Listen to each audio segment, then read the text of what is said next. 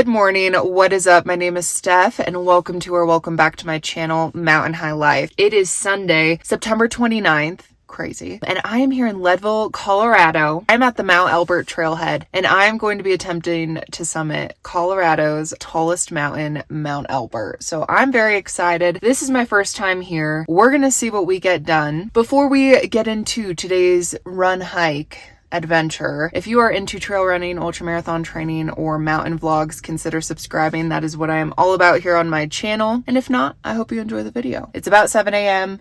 I know I have a steep ascent ahead of me and about 15 miles, so let's get on the trail. So getting started, already at 10,000 feet, but it's a nice cool morning. Haven't had one of these in a while, so I feel so good. So there's actually 3 ways you can summit Mount Elbert. There's the standard, most trafficked route, the North Mount Elbert Trail. And then there's the South Mount Elbert Trail, which I believe links with the Continental Divide. And then there's, I believe it's Black Cloud Trail, which is probably the least trafficked. But for me today, I'm doing the Mount Elbert Loop. So I'm going to run, ascend on the North Mount Elbert Trail and return on the South Mount Elbert Trail and Continental Divide Trail. So should be about, 14 and a half, 15 miles, over 5,000 feet of gain. Should be solid.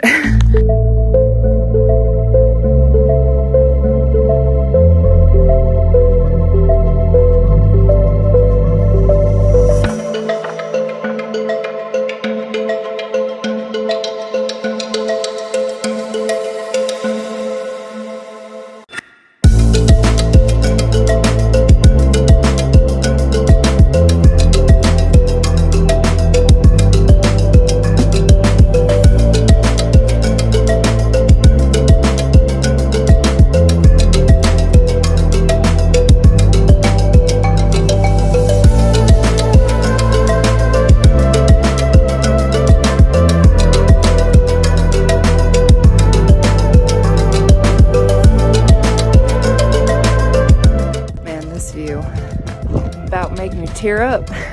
It's so beautiful. Oh, God.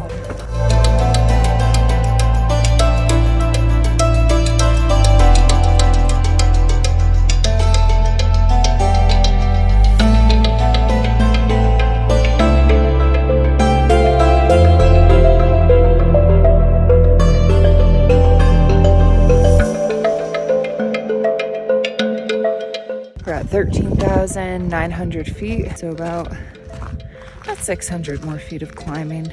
This has been the most amazing morning.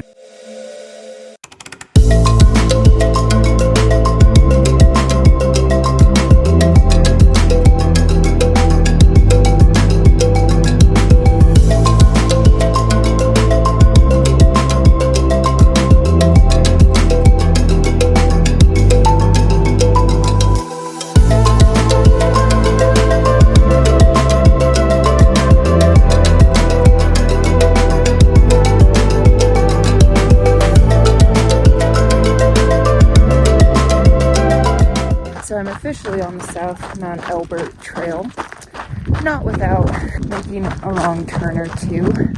But if you are going to do this loop counterclockwise, which I think I'm going to pin like the Strava segment in a comment down below or in the description so you can follow that. But definitely download the route some way, somehow, because if you're not paying attention, you'll just run right by the South Trail, South Mount Elbert Trail, because it's not super obvious, but I don't know, you might have more attention to detail than me, so.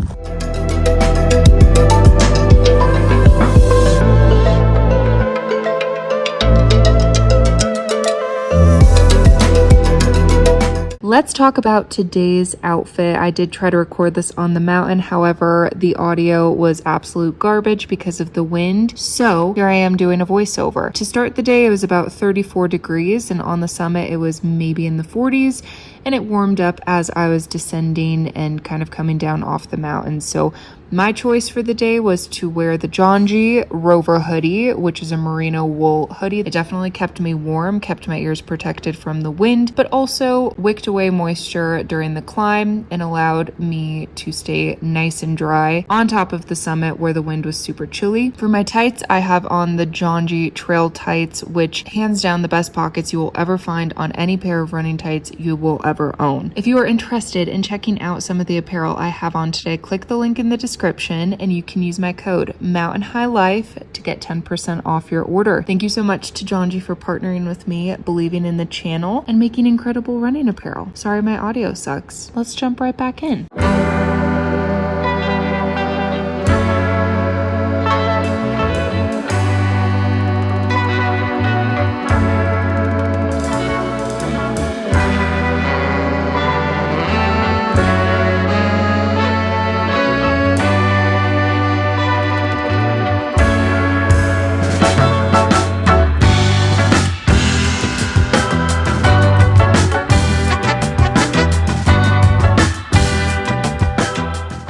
We're probably like 9.5 miles in. Not gonna lie, I'm tired. First off, 4,500 feet of climbing in 5 miles is steep. Second, I woke up at 2:30 this morning and drove 3 hours here. It was well worth it. Today has been amazing and I have no regrets, but God, I'm tired. I will say, for whatever it's worth, if you are interested in doing the Mount Elbert loop, I recommend counterclockwise because this section of trail is very runnable for a descent. I think descending the North Mount Elbert trail will just be very steep, and it is the standard route, so it's highly trafficked. So this way you run into less people, which it's Mount Elbert. You're going to run into that no matter what. But, you know, I think the loop offers a bit of more like peace and quiet. And you get to go on the Continental Divide Trail, which is sick. So for whatever it's worth. Trail running counterclockwise, I think it's a power move. So we're now off the Continental Divide Trail and on the Colorado Trail. Probably like 12.25 miles in. So yeah, I would say we have like just over 2 miles left. Definitely remote, quiet, a lot of solitude on these sections of the loop, which is kind of nice. And in just a moment, we'll link back with the North Mount Elbert Trail.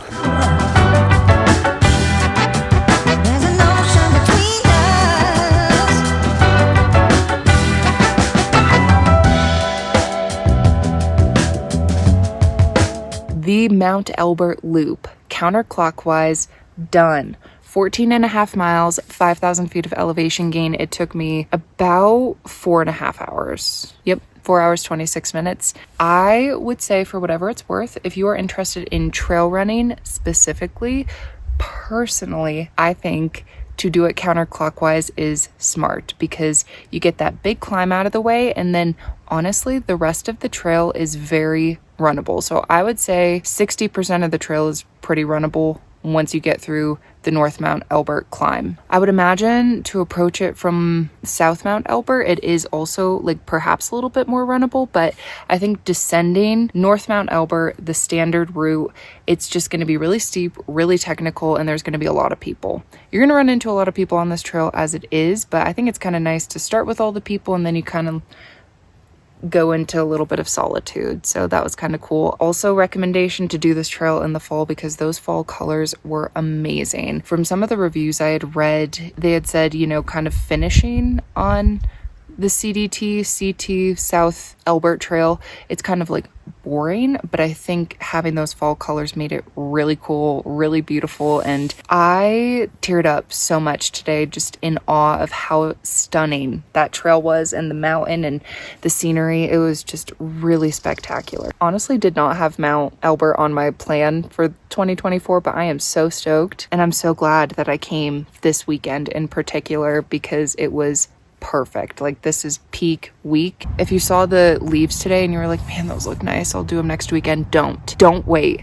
Call out sick tomorrow. Come get this done, because it's not gonna last. This was like peak week, and it's, oh my gosh, it was just so beautiful. So I hope you are able to make it out here to the mountains, because it was spectacular. So that being said, this is kind of my last big mountain effort for 2024, as sad as that makes me to say. So I am very grateful and just so amazed at what I was able to see today on the trail, because for the most part I really think this was kind of my like big finale. But I still have stuff going on every weekend the whole month of October, so I'm very excited to share those trips, those adventures, those trails with you guys. It's always just so fun. So that being said, if you made it to this point in the video, thank you so much for watching. I really appreciate you. I genuinely really hope you enjoyed today's video, because I really enjoyed today's trail. I hope that you get out and are able to experience some fall colors, or come experience Mount Elbert. If you have done the Mount Elbert loop, I'm very curious to hear, so please leave it in the comments down below. Which way did you do it?